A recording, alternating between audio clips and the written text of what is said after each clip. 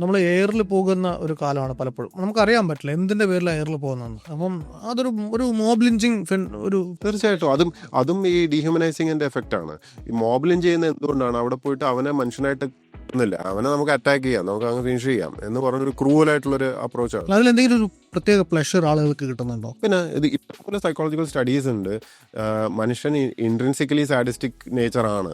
അവനിപ്പോൾ ഉപദ്രവിക്കാൻ ഒരു അവസരം കൊടുത്തു കഴിഞ്ഞാൽ മനുഷ്യൻ വളരെ ഇവോൾവ് ആയിട്ടുള്ളൊരു ജീവിയായിട്ടൊക്കെ നമ്മൾ പ്രസന്റ് ചെയ്യുമെങ്കിലും ഇൻഹറൻ്റ്ലി ഒരു സാഡിസ്റ്റിക് പാർട്ടുണ്ട്. അതിനെ ഓവർകം ചെയ്തിട്ടാണ് നമ്മൾ ഈ എന്താ പറയുക ഫ്രോണ്ടൽ ലോബിൻ്റെ ഒരു ഇതുണ്ടല്ലോ, നമ്മൾ തെറ്റ് ശരി മൊറാലിറ്റി അങ്ങനെ കുറേ സാധനങ്ങൾ വെച്ചിട്ടാണ് നമ്മൾ കുറച്ചുകൂടെ സിവിലൈസ്ഡ് ആയിട്ടുള്ളൊരു ലോകത്ത് ജീവിക്കുന്നത്. അപ്പോൾ ഇത് എപ്പോഴും ഒരു ഇന്റേണലി ഉണ്ടാവും. നമ്മൾ ഒറ്റയ്ക്ക് വേറെ ഒരു കൺട്രോൾ സിസ്റ്റംസോ ഒന്നുമില്ലാതെ ഫ്രീ ആയിട്ട് ഒരു അവസരം കിട്ടിയാൽ നേരത്തെ പറഞ്ഞ അനോണിമിറ്റിയും അക്കൗണ്ടബിൾ ആവാതിരിക്കാനുള്ള സാധ്യതയൊക്കെ കിട്ടുമ്പം അവൻ്റെ ഉള്ളിലുള്ള ചില കാര്യങ്ങൾ പുറത്തു വരും. പിന്നെ ഓരോരുത്തരുടെ നേച്ചറും ഡിഫറെൻ്റ് ആണ്. ചിലരുടെ ഈ പറഞ്ഞ അപ്ബ്രിങ്ങിങ് അവരുടെ ഇതൊക്കെ വെച്ചിട്ട് ഇപ്പം നമ്മളിപ്പോൾ ഒരു നെയ്ബർഹുഡിൽ ജീവിക്കുകയാണെങ്കിലും നല്ലൊരു നെയ്ബർഹുഡ് എന്ന് പറയില്ലേ, ചിലയിടത്ത് ശാന്തമായിട്ടുള്ള നെയ്ബർഹുഡൊക്കെയാണ്, അവിടെ പ്രശ്നമൊന്നുമില്ല. വേറെ ചില നെയ്ബർഹുഡുകൾ പ്രശ്നമാണ്, അവിടെ വയലൻസ് ഉണ്ടാകും, ചിലപ്പോൾ ഗുണ്ടാ സംഘങ്ങളൊക്കെ താമസിക്കുന്ന ഏരിയ ഒക്കെ ആയിരിക്കും, വലിയ പ്രശ്നമുള്ള ഏരിയ ആയിരിക്കും. അപ്പോൾ നമ്മുടെ ഫേസ്ബുക്കും അല്ലെങ്കിൽ എനി സോഷ്യൽ മീഡിയ അക്കൗണ്ട് അതിൻ്റെ ചുറ്റും നമ്മൾ ക്രിയേറ്റ് ചെയ്യുന്ന ഒരു ഇക്കോസിസ്റ്റം ഉണ്ട്. നമ്മുടെ ആൽഗോറിതവും നമ്മൾ ഫോളോ ചെയ്യുന്ന സാധനങ്ങളും ഒക്കെ വെച്ചിട്ട് ഇപ്പം നമ്മളെ നെയ്ബർഹുഡ് ഏതാണ്ട് നമ്മൾ അറിയാതെ തീരുമാനിക്കുന്നതാണ്.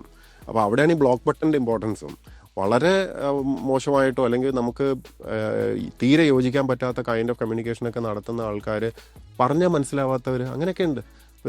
അവരുടെ IQ levels might be different. ഇപ്പം നമ്മളെ ഒരു വളരെ ഗൗരവമുള്ളൊരു വിഷയം എഴുതിയിട്ട് ഇപ്പോൾ അൻവറൊക്കെ ടെക്നോളജി ബേസ്ഡ് ഒരു സാധനം, ഈ ടെക്നോളജിയെ പറ്റി ഒരു കുന്ത് പറയാത്ത ഒരാൾ വന്നിട്ട് ഘോരഘോര അവിടെ ചിലപ്പോൾ അൻവറിനെ പഠിപ്പിക്കാൻ നോക്കും.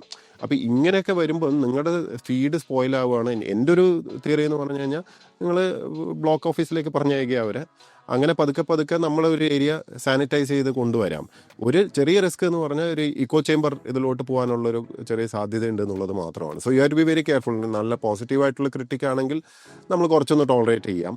അതല്ല സംസാരത്തിൽ നമുക്ക് നമ്മളെ മെൻ്റലി ഇറിറ്റേറ്റ് ചെയ്യുന്നത് മാത്രമാണ് ലക്ഷ്യം. പേഴ്സണലാണ്. ഇപ്പോൾ ഇഷ്യൂസ് ഡിസ്കസ് ചെയ്യാം, പേഴ്സണൽ ഇത് ഡിസ്കസ് ചെയ്യാം. പലരും ഫേസ്ബുക്കിൽ വന്നിട്ട് ഇഷ്യൂസ് അല്ല ഡിസ്കസ് ചെയ്യാം. നമ്മൾ ഇഷ്യൂ ബേസ്ഡ് ഒരു കാര്യം ഇട്ട് കഴിഞ്ഞാൽ വ്യക്തിയാണ് അറ്റാക്ക് ചെയ്യുക. അപ്പോൾ അത്തരം ആൾക്കാരെ ബ്ലോക്ക് ഓഫീസിലേക്ക് പറഞ്ഞയക്കുന്നതാണ്. അവനെ നന്നാക്കാൻ നിന്നിട്ട് നമുക്ക് സമയം വേസ്റ്റ് ചെയ്യാനില്ല. അതായത്